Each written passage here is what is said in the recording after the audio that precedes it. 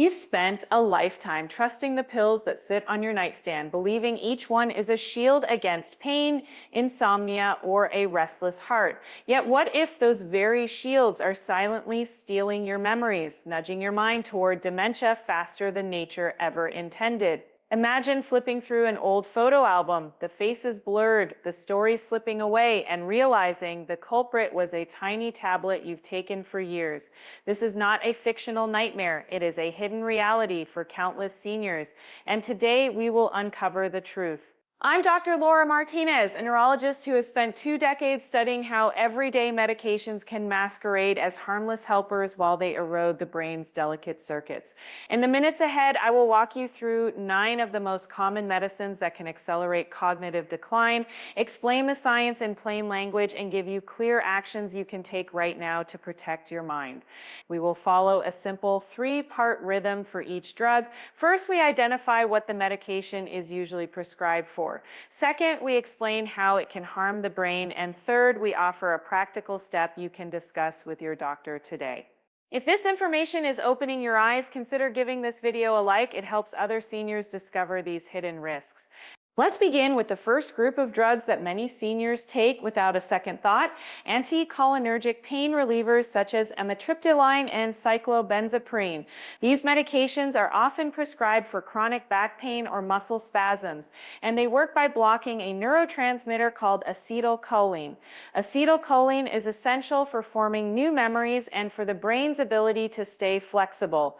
When you block it over a long period, the hippocampus, the region that holds our most precious memories, can shrink, mimicking the early stages of Alzheimer's disease. If you've been reaching for these pills night after night, ask your doctor whether a non-anticholinergic alternative like duloxetine, a low-impact exercise program, or even a simple heat therapy routine could ease your discomfort without jeopardizing your cognition. Next, consider the first-generation antihistamines that sit on many medicine cabinets: diphenhydramine and chlorpheniramine, the same ingredients you might have taken to quiet allergies or help you fall asleep. These drugs cross the blood-brain barrier and act as central anticholinergics, essentially delivering the same memory-damaging blow as the pain relievers we just discussed. The result is a gradual decline in short-term memory and an increased risk of developing dementia. Switching to a second-generation antihistamine such as loratadine or opting for a melatonin supplement to support sleep can provide relief without the cognitive side effects. Have you tried a non-sedating antihistamine before? Let me know in the comments. Your experience could help others make a safer choice. The third category involves benzodiazepines: diazepam, lorazepam, alprazolam, prescribed for anxiety, insomnia, or muscle tension. These drugs amplify the brain's inhibitory signal through a molecule called GABA, which, while calming, also suppresses the brain's ability to rewire and form new connections. Long-term use has been linked to loss of white matter integrity, a hallmark of accelerated aging in the brain. If you've been on a benzodiazepine for more than 6 months, it's time to talk to your physician about a gradual tapering plan. Cognitive behavioral therapy for insomnia or a low-dose antidepressant often offers lasting relief without the hidden cognitive toll. What's your experience with anxiety medication? Share it below. I'm curious to hear how you've managed.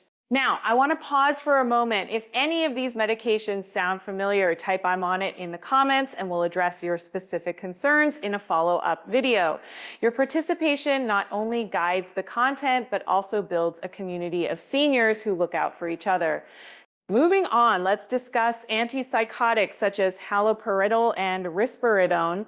Though originally designed to treat severe psychiatric conditions, they are frequently used off-label to calm agitation in older adults, especially those already showing early signs of dementia.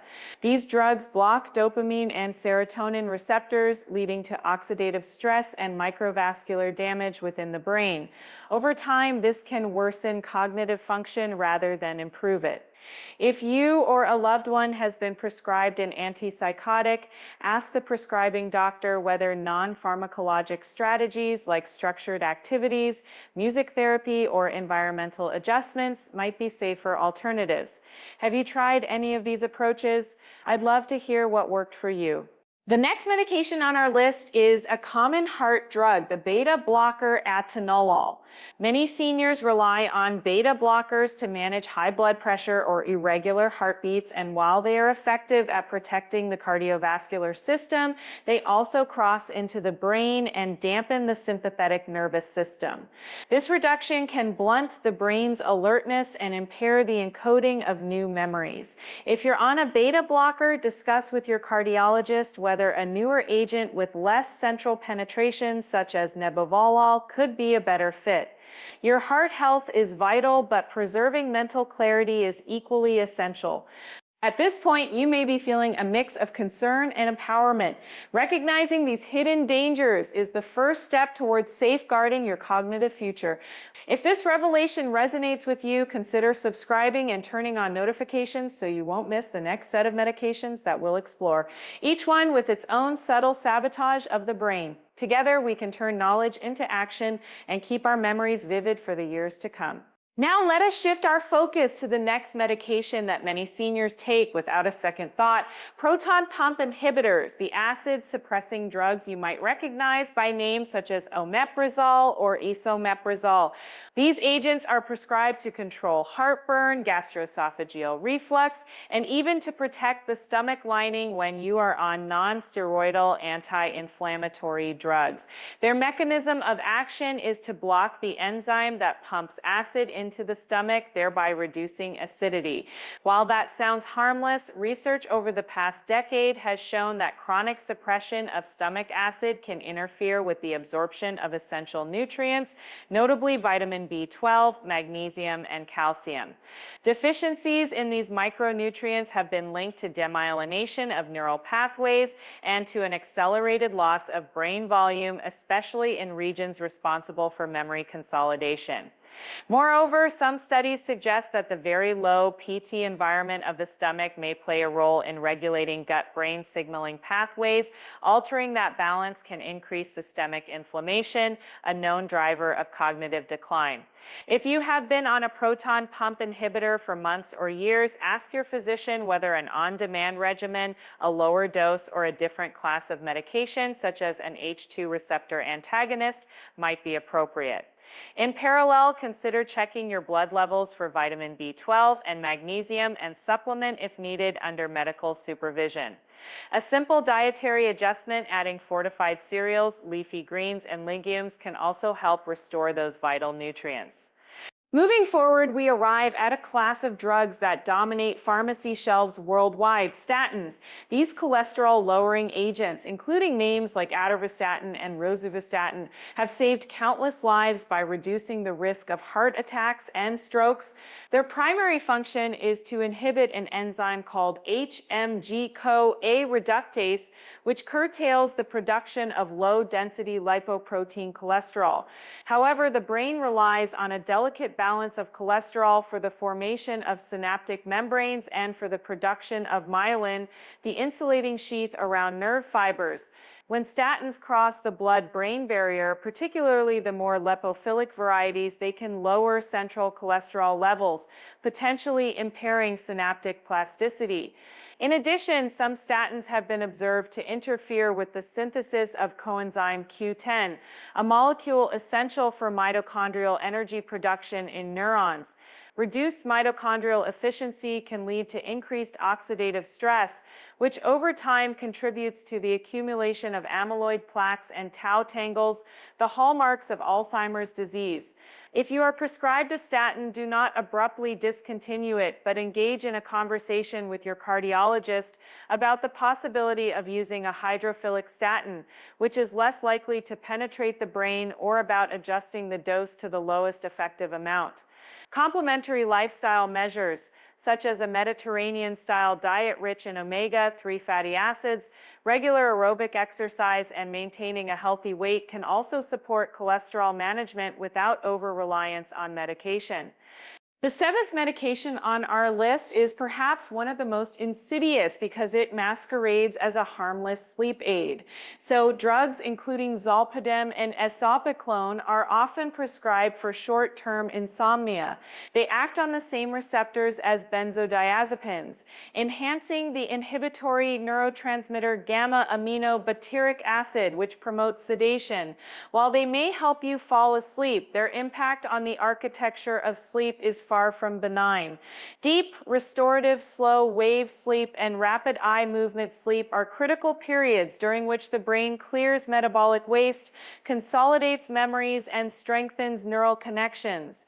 So, drugs blunt these stages, leading to fragmented sleep and reduced memory encoding. Moreover, chronic use has been associated with increased risk of falls, confusion, and a subtle but measurable decline in executive function. If you find yourself reaching for a ZUD drug night after night, consider alternative strategies that target the root causes of insomnia. Cognitive behavioral therapy for insomnia, a structured program that addresses sleep hygiene, stimulus control, and cognitive restructuring, has been shown to produce lasting improvements without medication. Simple environmental tweaks, such as keeping the bedroom cool, limiting exposure to screens before bedtime, and establishing a consistent wake time, can also make a dramatic difference. If medication remains necessary, discuss with your physician the possibility of a brief taper plan and the use of melatonin, a hormone that regulates the sleep-wake cycle, as a more physiological aid. Finally, we arrive at the ninth and perhaps most overlooked culprit: anticholinergic bladder medications commonly prescribed for overactive bladder, urgency, or incontinence. Drugs such as oxybutynin and tolterodine work by blocking muscarinic receptors in the bladder wall, reducing involuntary contractions.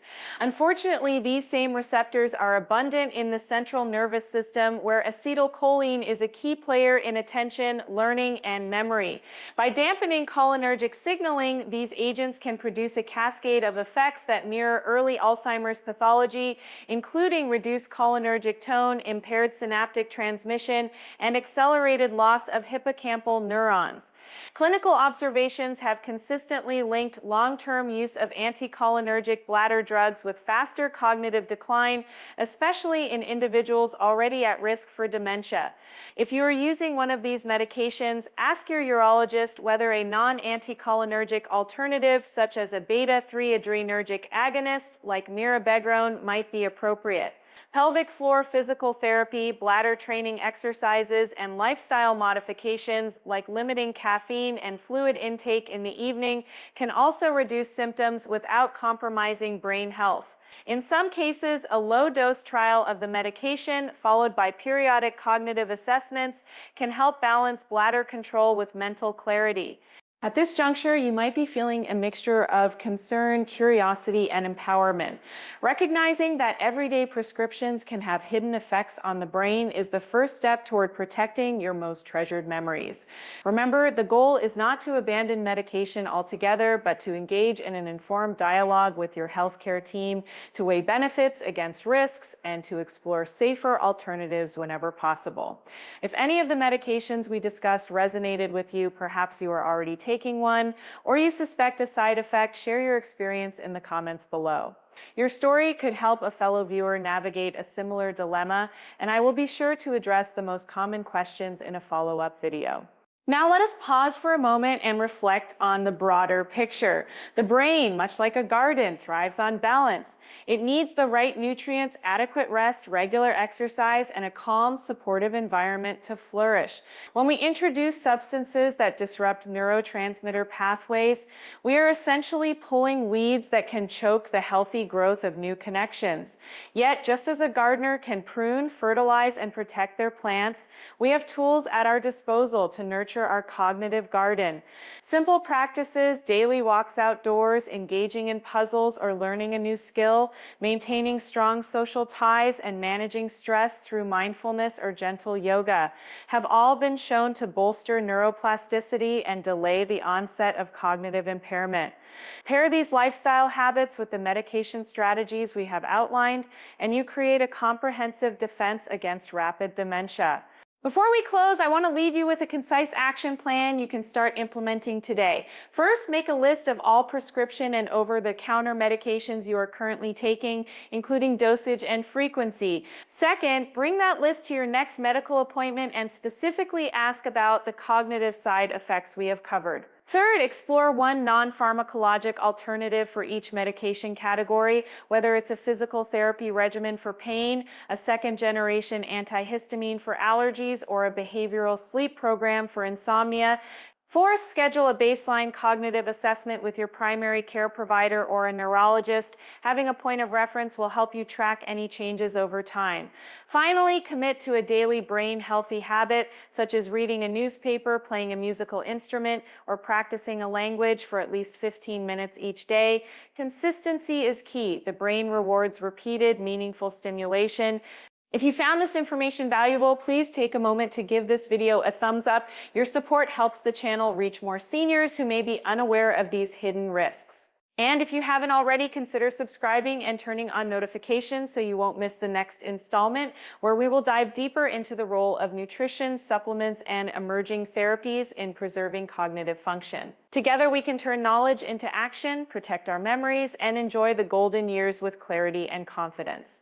Thank you for watching, and I look forward to continuing this journey with you.